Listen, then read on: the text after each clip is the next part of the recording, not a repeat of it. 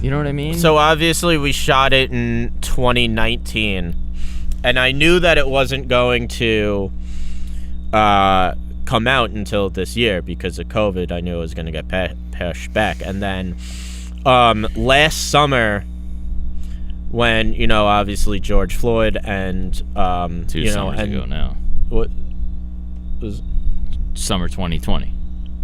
Yeah, summer 2020. Yeah. I mean, right, because summer 2020, when George Floyd and Black Lives Matter and kind of the riots happened, Black Lives Matter was around as a movement before, but yes. Yeah. But I was thinking, like, oh, people are going to see the Newark riots in The Sopranos, and they're going to think that we put that in because of this summer, when really we had shot it the summer. Well, earlier. It's not like George Floyd was the only, like, it was definitely the biggest moment. Yeah. Like, but I mean, it's been going on in the public eye, right. Obviously much longer than that.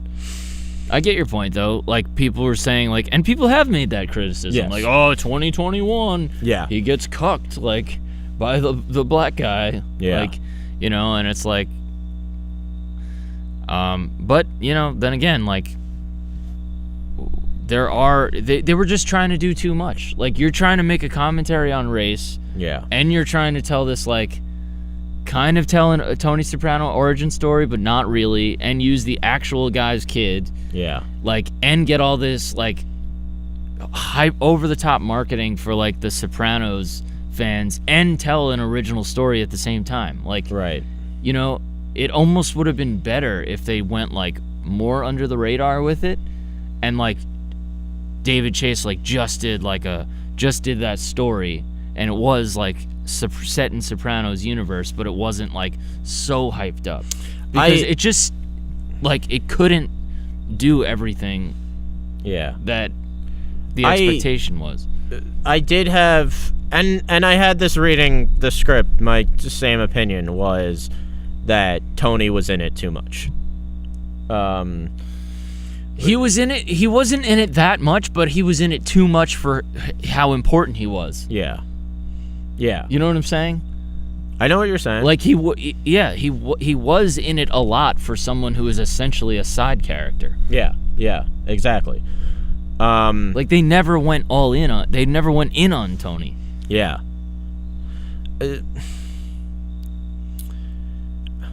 I don't know. Look, the way I saw it was knowing everything that's going to happen later, like, is important for how you view this story. It's important viewing it knowing that Tony is going to grow up to be a cold-blooded killer just like his father is. It's important knowing that the baby Christopher is going to basically grow up exactly like Dickie Moltisanti. And I think that it is kind of important that while this is like its own contained story, it is, everything that happens later is important because it affects how you view these characters. I feel like the character who your opinion of him changes the most is probably Junior.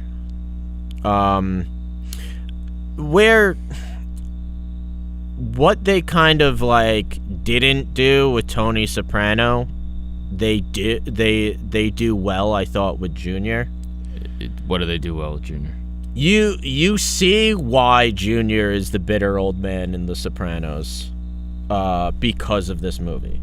Because we see from this movie that since, you know, he fairly younger man, since, you know, pretty much the entirety of his gangster career, he's kind of been looked at as a joke. Yeah.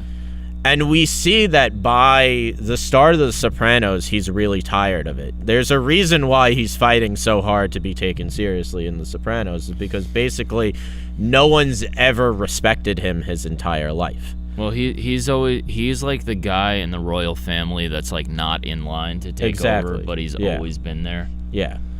And we see, like, obviously, we don't like restrain ourselves from spoilers in this podcast ever. At first viewing, it might confuse people why Junior murders Dickie at the end. But I think it makes total sense. Like, it's his jealousy. It's because the type of person that Junior believes he should be, the type of respected person that he believes that he should be, that is Dickie. When Johnny goes to prison, he's the one who's supposed to be acting captain, but everybody goes to Dickie instead.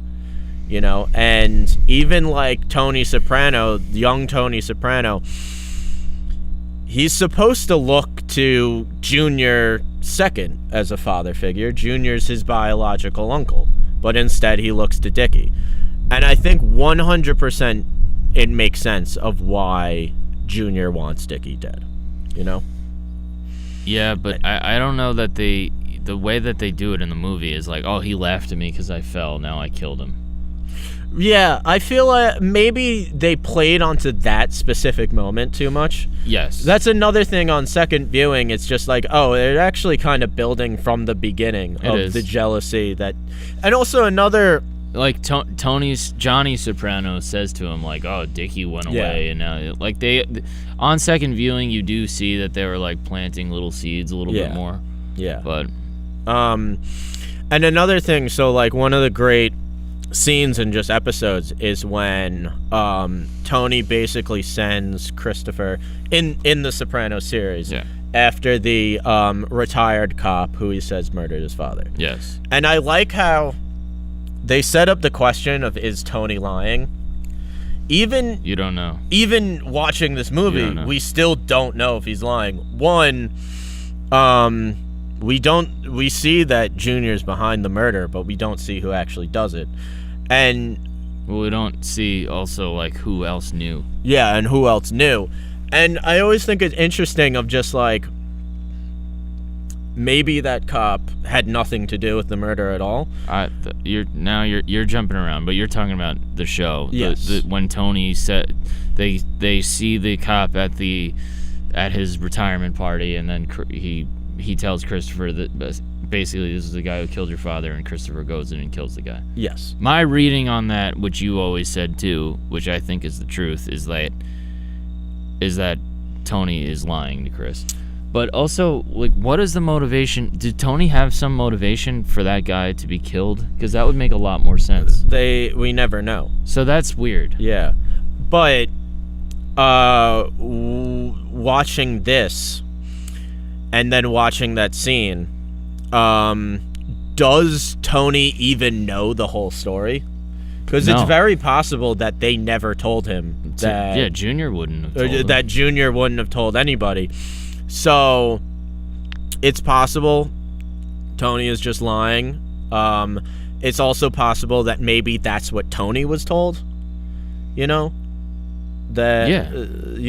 Tony himself was also lied to. Yeah. About who actually killed Dickie. I think knowing the person of Tony Soprano, it lends more credence to like he was lying to Chris. Yeah. But then again, it's hard to say that if there's not a clear motivation for why Tony wanted that cop to be killed. Yeah. And then even if he did want the cop to be killed, would he need to fabricate a reason? He's a mafia boss. He would just have one of his underlings do a hit.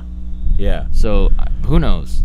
I know. And I kind of like how they semi-answer the question, but they kind of don't, Well, you don't know for sure. They definitely don't answer it. Yeah, no. They well, like, you find out, who is behind Dickie Moltisanti's murder. But in regards to that particular scene, we still don't have any answers to it.